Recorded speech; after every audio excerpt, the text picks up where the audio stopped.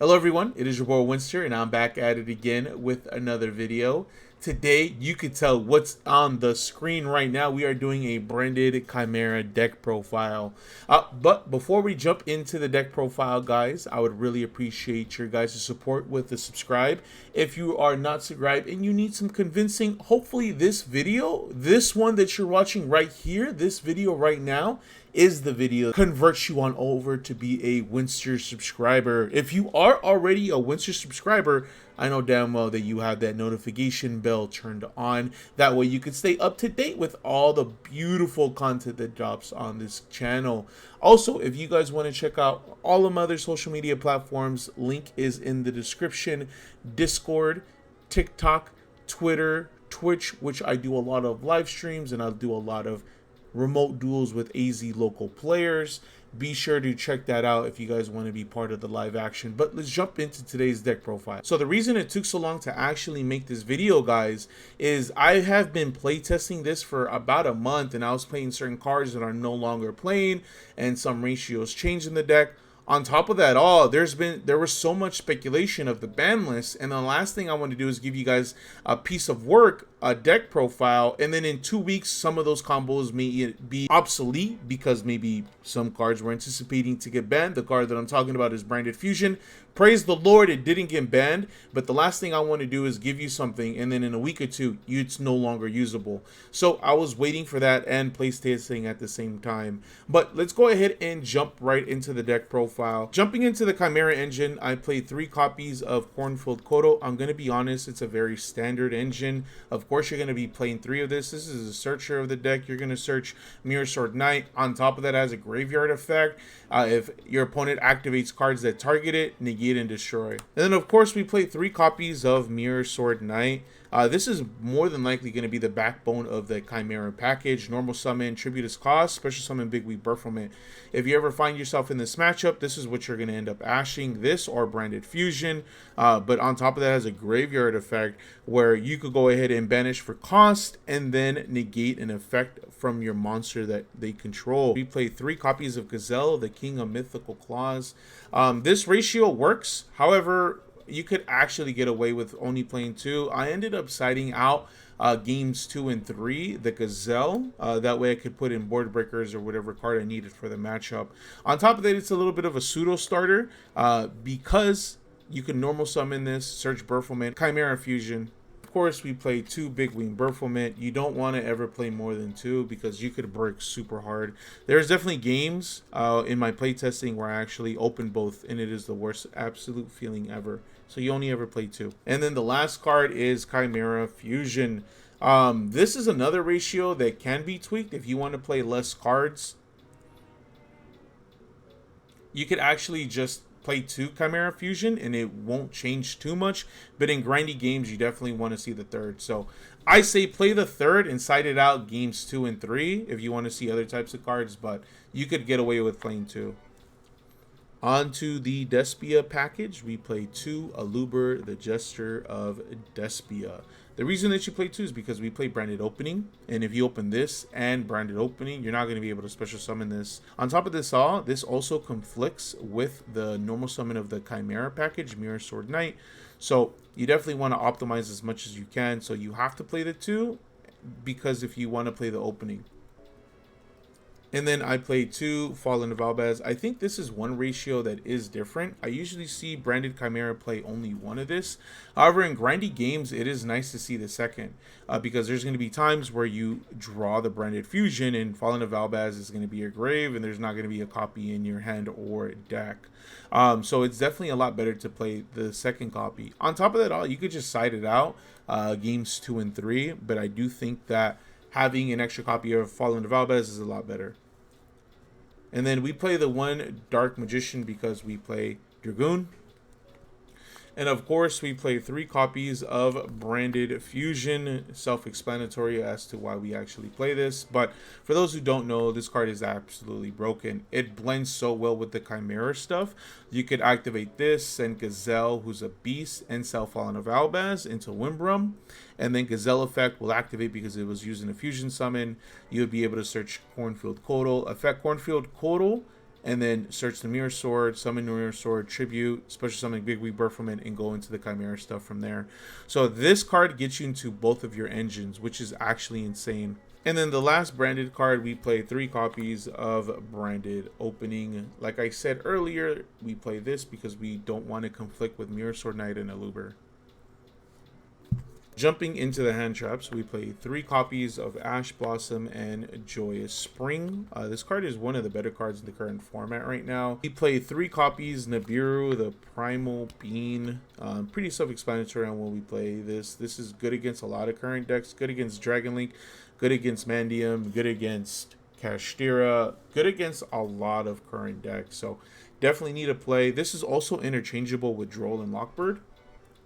And then my last hand trap, I play 3 copies of Infinite Impermanence. Man, these cards are so worn out, guys. I need to get new copies or better copies of Infinite Impermanence. Fuck it, I'd rather take supers, but I play 3 copies of those. Onto the board breakers, guys. I play 2 copies of Kashtira Fenrir. In playtesting and when I went to locals, this card is absolutely insane. I would even consider playing it at 3, but it can be a little bit bricky. But this card is so great because it didn't get hit on the ban list. On top of that, it searches itself. On top of that, it just applies pressure. Your opponent has to deal with it. The reason being is because it banishes stuff face down, and there's not a lot of cards in the game that allow you to retrieve cards from being banished face down. So I definitely think you need to play this in this deck. You could even play 3 copies if you could find the space. I play 3 copies of Super Polymerization. When I went to locals recently, this card was the MVP. It is good against so many decks. A lot of people don't expect it. You could play it in the main, and if you want, you could just side it out games like 2 or 3, but it is absolutely insane how good this card is versus a lot of the top tier decks right now. It's good against Pearly. It's good against Kashtira. It's good against Dragon Link. It's good against the Mirror. It's just such a broken card.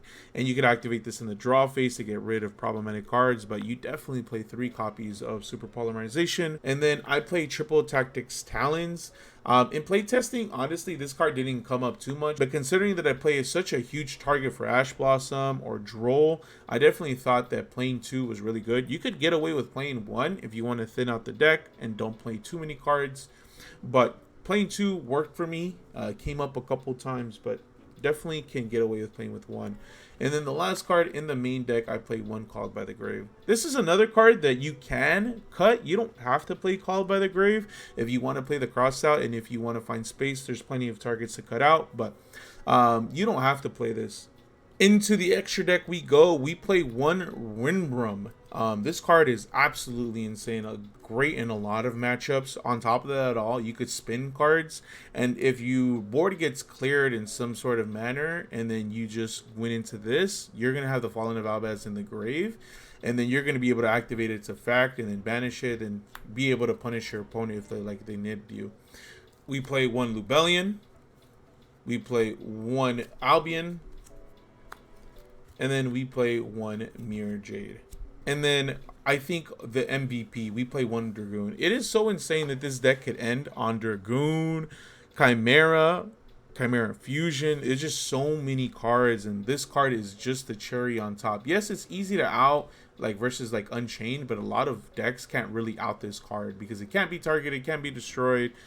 Definitely good card and need to play it in the actual extra. The Chimera engine is going to be 2 Chimera, the King of Fen and Beast. You need to play at least 2. You could actually get away with playing 3, but you need to play 2 because in grindy games you're going to need it. But it is so great because you end up finding what your opponent plays if you go first. And then I play 2 copies of Guardian Chimera. I'm going to be honest, the second copy didn't come up often, but you definitely need to play the 1. You could actually maybe take it 1 out so you could make some room in the extra deck if needed. But you don't have to play. It didn't come up for me in playtesting and when I went to locals. And then I play 1 Chimera, the Illusion Beast. This is definitely a card that you need to play. It's absolutely insane what this card does. It's an OTK, really. And then on top of that all, if you don't destroy the card or you can't kill, it makes the card 0 and their effects are negated, which is absolutely insane. And then I play one Magnum, the reliever. Honestly, this card never came up for me. I think you could switch it out, maybe get more, maybe more branded fusions. But you could definitely side this out or just not play it at all. It didn't come up for me, at least. This is probably like the backbone of the deck, man. These cards were so good. The one Draco Stapelia, absolutely fucking insane. One Mud Dragon of the Swamp. And then one Garua. This is definitely MVP. I definitely think it's MVP. This card is so good. Tied with the MVP, in my opinion, is Starving Venom. People never anticipate this. It's just two darks in the field. It's great against Unchained. You get rid of the something, and if they try to pop this, you still blow up their field. It's just so crazy how good this card is. And this actually came up with for me a couple times when I actually went to my local. Let's talk about the side MVP. Book of Eclipse. This card is absolutely insane. Let me give you guys a scenario really quick. I remember I was playing in my local and I was trying to resolve Gazelle. And my opponent ended up activating Effect Veiler to negate it. I Book of Eclipse my own monster so I could resolve Gazelle. Simple interactions like this just show how good this card is. I'm even considering playing it in the main because it's such a strong card. It plays around a lot of things. It's a quick play. Yes, it could be Ash, but it's not once per turn. Card that didn't come up for me too much is Anti-Spell Fragrance. Now, in theory, it's really good, right? It's good against Pearly. Well, it's not like super great versus Pearly, but it's not bad either. It does make things awkward for them. But this is really good against Cash. It's good against the Mirror. And considering that a lot of people are playing power spells like Thrust, Talons, Lightning Storm, it's definitely worth playing. When I went to my local recently, it didn't come up for me too often, but it's definitely worth trying out. We play the Triple Tactics Thrust. This card put in mad work. This card searches out Talons, searches out my other targets for Thrust. It just does so much, man. You definitely need to play it. You can cut it down to 2, but I wanted to optimize and really cut down a lot of cards in my deck. Thrust targets, I play one D Barrier, one Evenly Matched, one Change of Heart, one Harpy's Feather Duster, two Lightning Storm. The second Lightning Storm could be switched out. You can maybe play more copies of Evenly Matched. I think that's a lot more impactful card. Okay guys, that is going to be it for today's video. Let me know what you guys think of my deck profile. Do you love it? Do you hate it? Would you rate it? Would you take it to locals? Would you play it? Let me know in the comment section below. I would really appreciate it. I'm having a lot of fun playing with this deck. It's definitely a deck that is super strong in the current format. And I definitely see myself playing a lot more in the future. Maybe change things up on some ratios. But I do want to say thank you for tuning in. My name is Winston. You guys have a good rest of your day.